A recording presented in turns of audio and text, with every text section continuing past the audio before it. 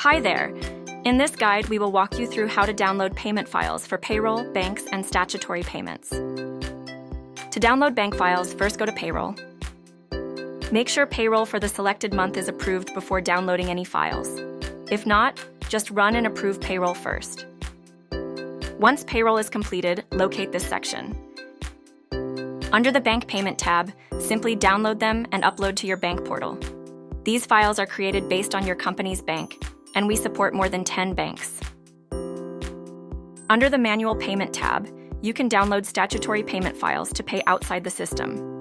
Use this when you need to upload the files to your bank or statutory portals to complete the payments manually.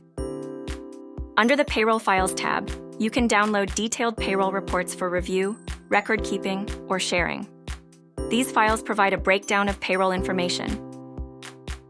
And lastly, under the Individual Payments tab, you can download payment files for selected employees or specific payroll items to pay separately. This is useful for off-cycle payments, corrections, or when only certain employees need to be paid instead of the full payroll. And that's all. With PayrollPanda, payroll is hassle-free.